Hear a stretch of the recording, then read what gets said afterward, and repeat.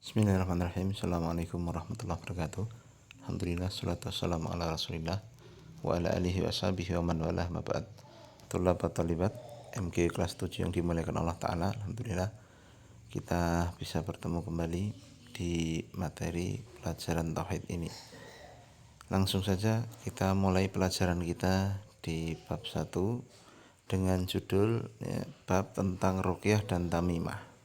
Apa itu ruqyah? Apa itu tamimah? Insya Allah akan kita bahas di bawah ya, insya Allah. Tujuan dari pembelajaran kita yang pertama, murid dapat menerangkan tentang hukum menggantungkan tamimah. Yang kedua, murid dapat menyebutkan contoh perbuatan menggantungkan sesuatu yang termasuk kesyirikan. Kemudian yang ketiga, murid berhati-hati dari menggantungkan sesuatu yang termasuk kesyirikan. Dari sini kita tahu ya, bahwa apa yang akan kita pelajari ini tentang sesuatu yang digantung ya, yang diyakini memiliki kelebihan-kelebihan tertentu, nah, baik kalung ataupun akik ya, ataupun yang semisalnya. Kita baca mukadimahnya. Setiap orang dalam kehidupan ini pasti pernah tertimpa sebagian penyakit sehingga dia butuh untuk berobat. Tetapi hendaknya dia berobat dengan apa-apa yang disyariatkan Allah dan menjauhi perkara yang diharamkan yang dapat menghilangkan tauhid atau mengurangi kesempurnaan tauhid. Jadi gini, setiap orang itu kan pasti pernah mengalami sakit atau yang semisal ya. Dan kita disunahkan untuk berobat. Ya, akan tetapi memang di sana ada orang-orang yang nyeleneh ya, berobatnya dengan sesuatu yang tidak masuk akal ya, maka kita diperintahkan untuk berobat dengan yang disyariatkan dan dilarang dari berobat yang haram. Nah, di antara pengobatan yang haram itu ya adalah mengikatkan sesuatu atau mengalungkan sesuatu yang tidak ada hubungannya dengan penyakitnya, nah, tetapi diyakini bisa menyembuhkan atau menangkal penyakit atau yang semisal.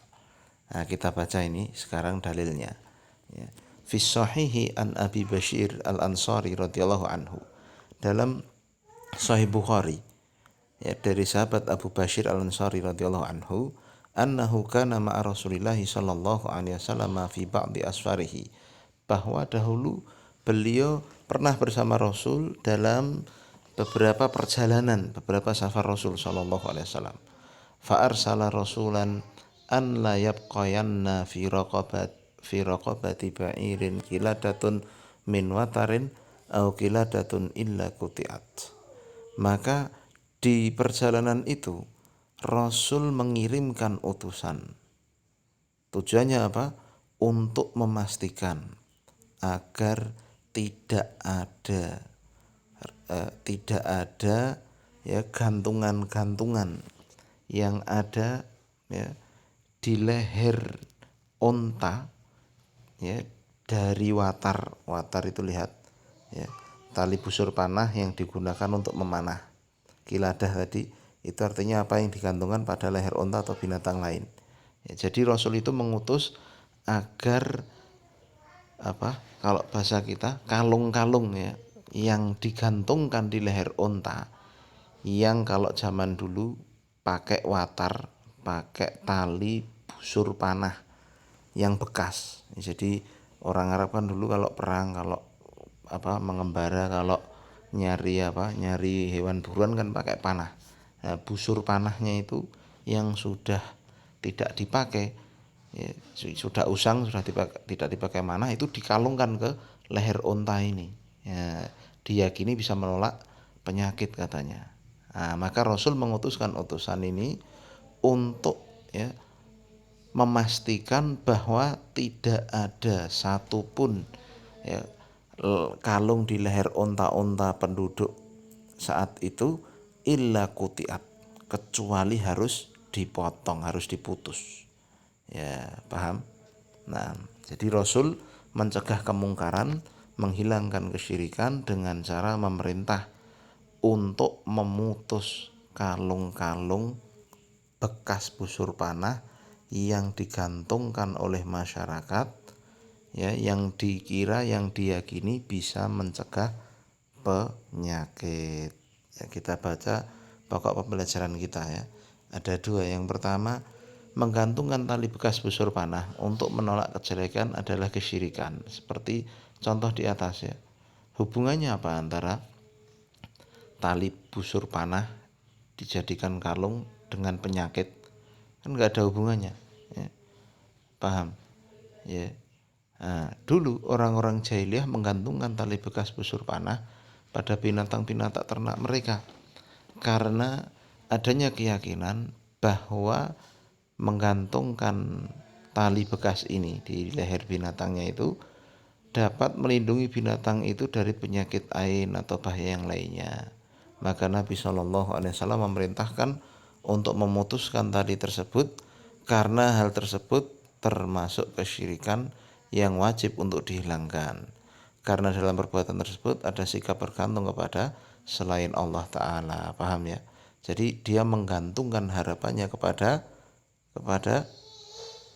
jimat itu, kepada kalung itu, bukan kepada Allah. Itulah sisi kesyirikannya. Paham ya? Kemudian yang kedua, contoh benda-benda yang digantungkan yang termasuk kesyirikan. A. Apa yang digantungkan pada manusia karena diyakini bisa melindungi dari penyakit ain. Ya, seperti menggantungkan kulit yang berbentuk kotak kecil untuk tempat jimat, ya, atau tali, atau kawat, atau tulang binatang tertentu, atau gambar mata manusia yang berwarna hijau dikalungkan untuk melindungi penyakit katanya. Ini benar-benar ya, nyeleneh, ya, benar-benar tidak masuk akal. Contoh yang kedua, ya, apa yang digantungkan pada binatang atau kendaraan, mobil atau motor, ya kan, karena diyakini bisa menolak musibah atau mendatangkan rezeki. Contoh tali busur panah yang bekas, atau sobekan kain hitam, kendi, atau sesuatu yang bentuknya seperti sepatu yang diletakkan di bagian depan atau belakang mobil. Ya, jadi gantungan-gantungan aneh pokoknya ya, bukan untuk hiasan gitu tapi untuk diyakini bisa menolak kecelakaan dan yang semisalnya.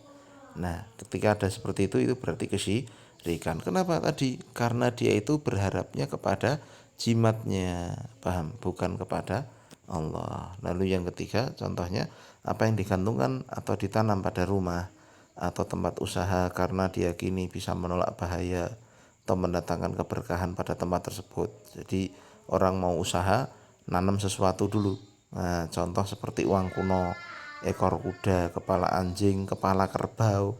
Kalau di Jawa sering kan ya, mungkin pernah lihat apa? Bahkan itu dibikinkan oleh oleh kontraktornya atau pembuat bangunannya biasanya dibikinkan upacara. Ya, seperti Alila, Hotel Alila waktu itu dulu ya saya tahu itu dari awal Hotel Alila karena kebetulan saya dulu tinggalnya di sampingnya itu di lantai 2-nya jadi digali-gali itu tahu. Nah di situ ditanami kepala kerbau untuk apa ya katanya ini semua itu katanya untuk menolak bala, menolak musibah agar pembangunannya lancar, agar rezekinya lancar dan sebagainya, paham. Nah, maka semua itu termasuk kesyirikan, kasih garis bawah, karena adanya ketergantungan kepada selain Allah. Ini kasih garis bawah ya, karena ketergantungan pada selain Allah. Maha suci Allah, bagaimana bisa digiring akal sehat ya di belakang angan-angan dan hayalan-hayalan serta keyakinan-keyakinan yang batil, sehingga dia menggantungkan hatinya kepada selain Allah, padahal Allah adalah satu-satunya yang memberi manfaat dan menolak bahaya. Tiada sesembahan yang benar kecuali Allah, tiada Rob selain Allah Azza wa Jalla. Jadi ini permulaan kita membahas tentang jimat ya, jadi ke bawah itu kita akan membahas tentang jimat ya. Tugasnya ini ya, tolong dikerjakan aja ya di buku khusus begitu ya, buku khusus untuk mapel akidah, untuk tugas akidah dulu di semester 1 sudah ada, dilanjutkan. Nah lalu tugas yang kedua ini dihafal ya, dihafal dalil ini. Demikian selesai pelajaran kita. Subhanakallahumma wa bihamdika asyhadu an la ilaha illa anta astaghfiruka wa atubu ilaik. Assalamualaikum warahmatullahi wabarakatuh.